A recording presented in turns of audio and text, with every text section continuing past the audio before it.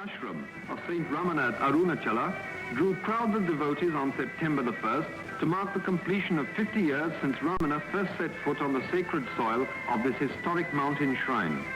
From far and near they flocked for darshan of the holy sage, who by the severest austerities and profound contemplation has attained spiritual wisdom and serenity unique in the country.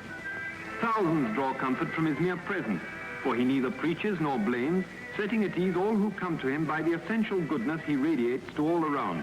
A good man in a troubled world.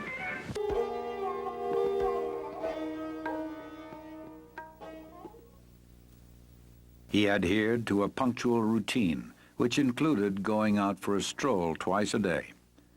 At these times, he would walk up on the slopes of his beloved Arunachala hill, and if any attachment to anything could be said of him, it was surely an attachment to the hill. He loved it and said it was God himself, the spiritual heart or center of the earth. He seemed to never be so happy as when wandering around its slopes, and once remarked that there was not one spot on the hill where he had not set his foot. He also encouraged devotees to walk around the 8-mile circumference of the hill, as it has been well known from ancient times to be a very potent spiritual exercise. Generally, the maharshi appeared to be indifferent, a witness to what was going on around him. Nevertheless, he was always aware of what was happening and seemed to be very particular about certain matters. First of all, he insisted that he should be accessible to devotees and visitors at all times, even on the day of his death when he had no strength to even hold his head erect. He asserted that devotees should not be prevented from seeing him. He was also very keen that visitors should be fed immediately upon their arrival, and food should be well cooked and nutritious. He participated and supervised meal preparations for many years. The maharshi was adamant that no preferences should be given to him in way of food or conveniences. If it is good for me, it must be good for all, he would say when some special food preparation or medicine was offered him. He would then make the attendants distribute the item to everyone present before he would take it himself.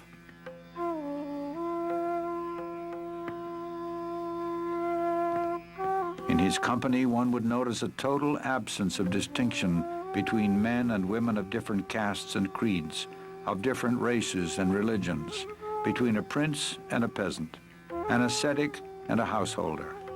His equality extended far beyond human beings and embraced even plants and animals.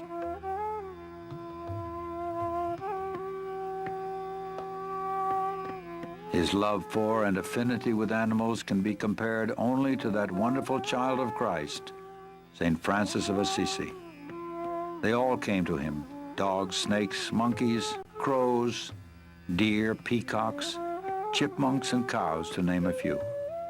Their silent language was known to him, and when he spoke, they understood and obeyed. He arbitrated the monkeys' quarrels. He has been known to speak to the wild leopards and cobras, and the whole animal kingdom accepted him as their guardian and defender. All felt his grace and acted with intelligence in his presence.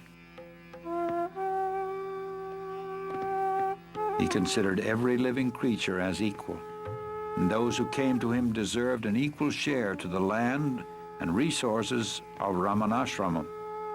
He often mentioned that this was their territory all along, and we humans have just come and occupied it.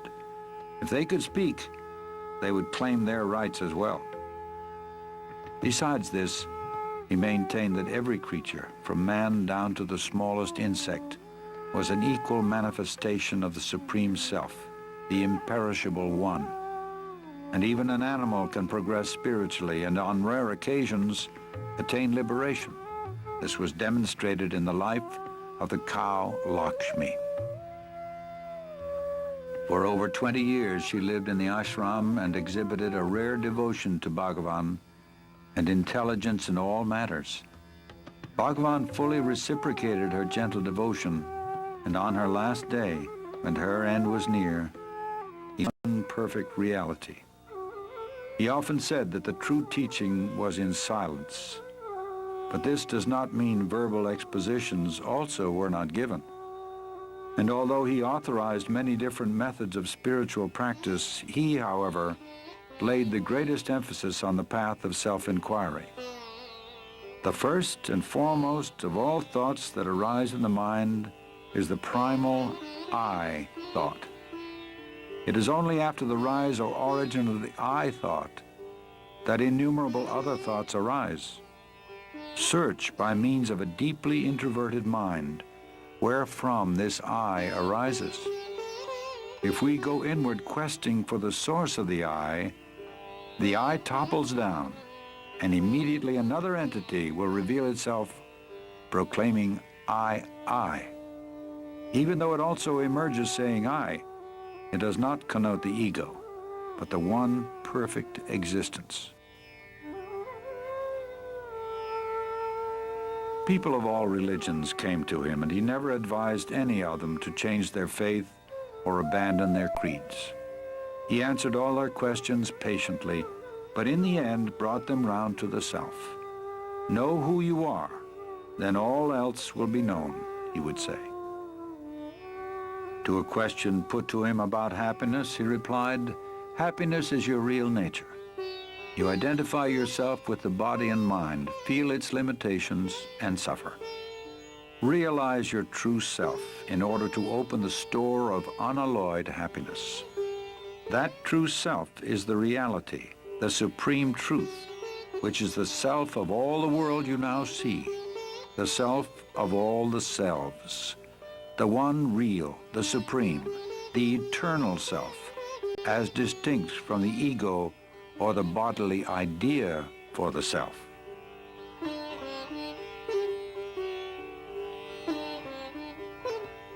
He never advised anyone to renounce their families or move to the forest.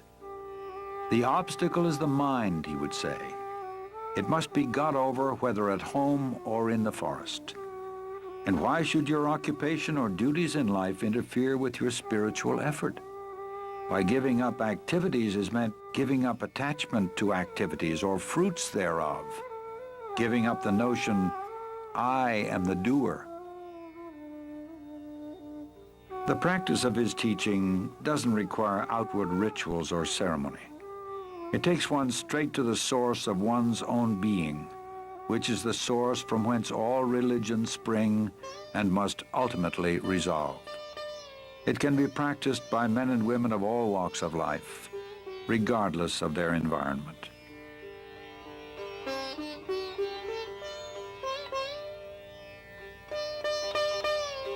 The Maharshi lived what he taught.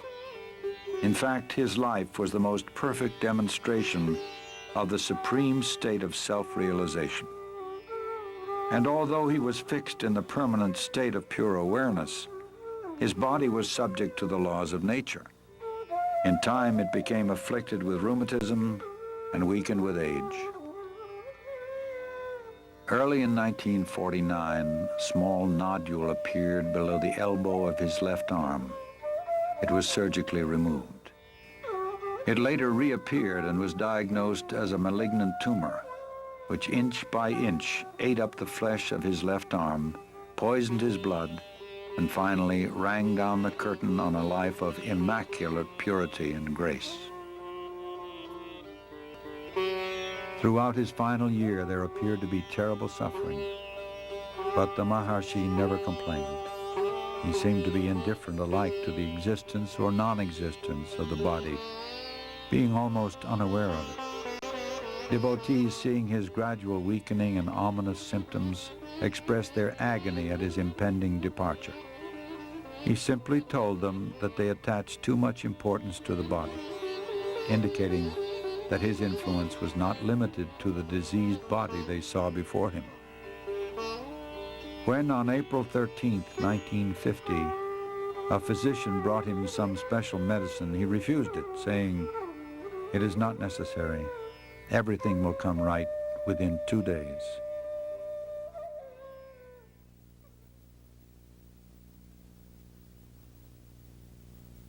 The next day, a long crowd filed past the open doorway. There was no struggle, no spasm, no other sign of death, only that the next breath did not come. At that very moment, an enormous star trailed slowly across the sky and disappeared behind the holy Arunachala hill. Many saw it, even as far away as Madras, and felt what it portended. It was exactly 8:47 p.m., April 14, 1950.